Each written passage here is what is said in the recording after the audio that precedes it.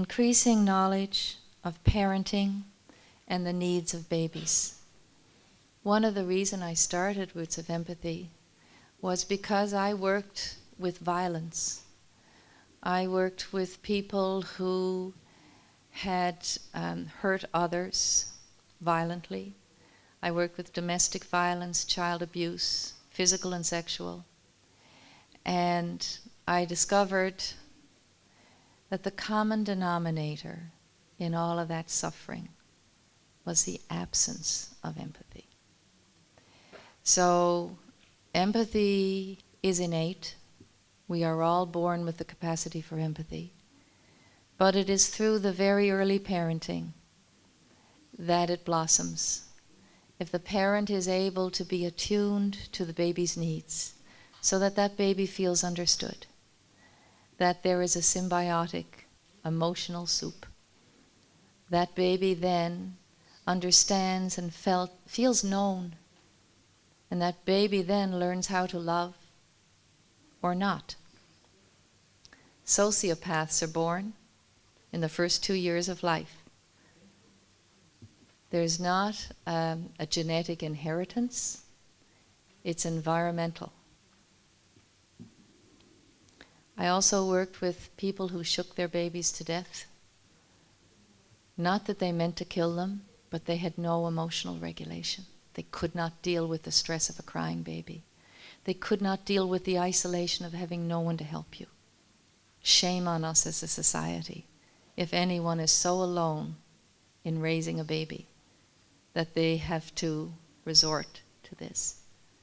So that every child in Roots of Empathy knows this: a crying baby is not a bad baby, but a baby with a problem.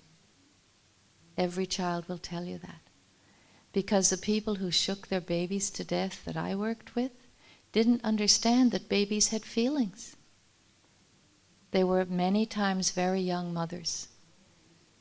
But to appreciate that we are all human beings from the moment of our birth, that we all have feelings, not just needs, not just physical needs, is transformative. So generationally, this is one of the side values of Roots of Empathy.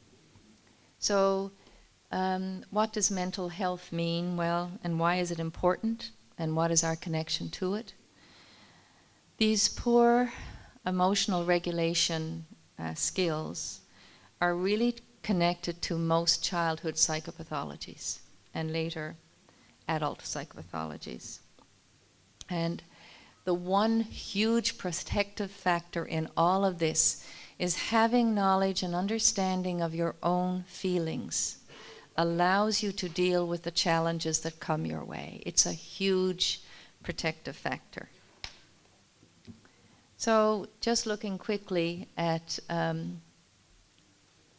executive functioning skills. These are really a set of cognitive abilities that support many other abilities, and they are never intentionally taught. What we do in high school, we realize, oh yes, these kids can't organize their homework. They didn't get the grounding. Or we identify problems with the children when they're older. Rather than building these capacities in the experiential learning that happens around the green blanket, it's so easy to do because you have huge engagement of the students. And when they're engaged and they're not worried about being tested, they have the ability to focus their attention on what that baby is feeling and then fearlessly share their answers. So the experience of having this focused attention builds in the brain the pathways to do it in other areas. The idea of inhibitory control, that's impulse control. When you realize that a certain number of children in your class are highly impulsive, and when they realize it, you help them understand themselves and control themselves. So this ability of impulse control and delaying gratification is really an interesting thing for children to understand because they can. It's just we never talk to them about it. It's harder for some children to wait than it is for others to wait, and that's not a character flaw. It's the difference in the children. So it's something that they can work on themselves.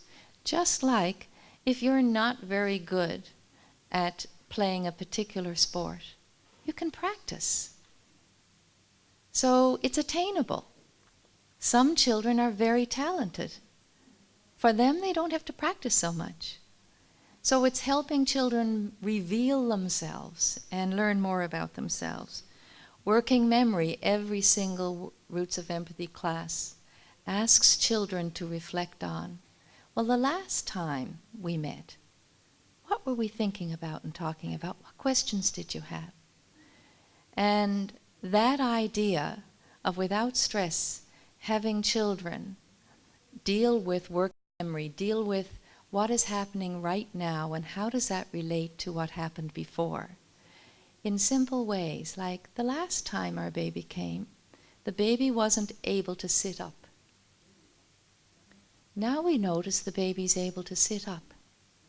So what does that mean for the baby? What's different in the baby's life?